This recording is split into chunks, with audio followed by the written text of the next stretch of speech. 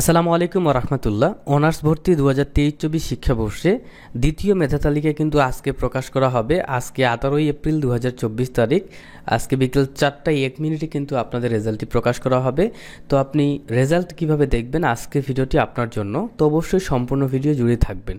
তো আপনারা মোবাইলেও result check করতে পারবেন। তো রেজাল্ট দেখার দুইটি নিয়ম রয়েছে, একটি হচ্ছে অনলাইনে আর একটি হচ্ছে SMS এর মাধ্যমে। তো আপনারা যারা হচ্ছে অনলাইনে রেজাল্টটি দেখতে যাচ্ছেন, তো আমরা আগে দেখব কিভাবে অনলাইনের মাধ্যমে রেজাল্টটি দেখবেন, তারপর আমরা দেখব কিভাবে SMS এর মাধ্যমে রেজাল্টটি দেখবেন। তো চলেন অনলাইনের মাধ্যমে কিভাবে রেজাল্টটি দেখা যাবে এটা আমরা একটু দেখে আসি।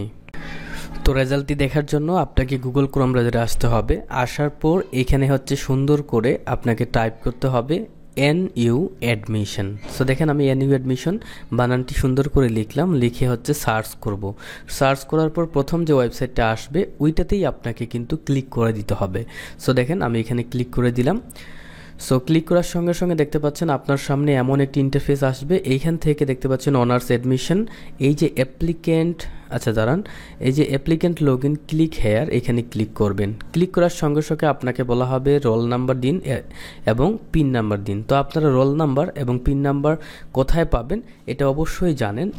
তো আমি এখানে সুন্দর করে হচ্ছে আমার যে রোল নাম্বারটি এটা এখানে সুন্দর করে দিয়ে দিব এবং এখানে হচ্ছে আমার যে পিন নাম্বারটি সেটা হচ্ছে এখানে দিয়ে দিব। তো রেজাল্ট কিন্তু অবশ্যই আজকে বিকেল 4টার পর দেখবেন। তো লগ ইন বাটনে ক্লিক করবেন।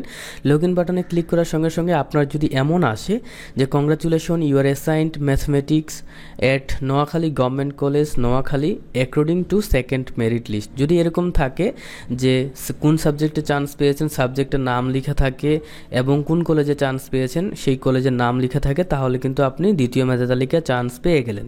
আর যদি আপনি দ্বিতীয় মেধা তালিকায় চান্স না পান তাহলে কিন্তু হচ্ছে আপনাকে রিলিজ স্লিপে আবেদন করতে হবে। তো আপনি যদি দ্বিতীয় মেধা তালিকায় চান্স না পান তাহলে আপনার এমন দেখাবে you are not in the merit list NU authority. তো এটাই ছিল মূলত অনলাইনে রেজাল্ট দেখার সম্পূর্ণ নিয়ম। তো আপনারা দেখলেন যে হচ্ছে অনলাইনের মাধ্যমে এইভাবে রেজাল্টটি দেখা যায়। এখন হচ্ছে আমরা দেখব SMS এর মাধ্যমে কিভাবে রেজাল্ট দেখা যায়। তো একটি কথা না বললেই নয়, সেটা হচ্ছে SMS এর মাধ্যমে রেজাল্ট দেখা যায় না, অর্থাৎ আপনার টাকাটি বেকার খরচা হবে। সো SMS এর মাধ্যমে রেজাল্ট কেউ দেখবেন না, কেননা প্রত্যেকটা SMS পাঠানোর জন্য আপনার কিন্তু 3 টাকার মতো খরচা হবে। আপনি প্রায় 2, 4, 5, 7টা SMS পাঠাবেন, টেলিটক সিম দিয়েও পাঠাবেন, তবুও কিন্তু ফিরতি আপনাকে SMS তারা দিবে না। সো আপনার টাকাটি লস। তো আপনি 4:01 অনলাইনের মাধ্যমে রেজাল্টটি দেখার চেষ্টা করবেন। যদি রেজাল্টটি তৎক্ষণাৎ না দেখতে পারেন তাহলে আধা ঘন্টা 1 ঘন্টা পর আপনি অনলাইনের মাধ্যমে রেজাল্টটি দেখবেন। তো এই ছিল মূলত আজকের ভিডিও। তো অবশ্যই লাইক করতে ভুলবেন না। আল্লাহ হাফেজ।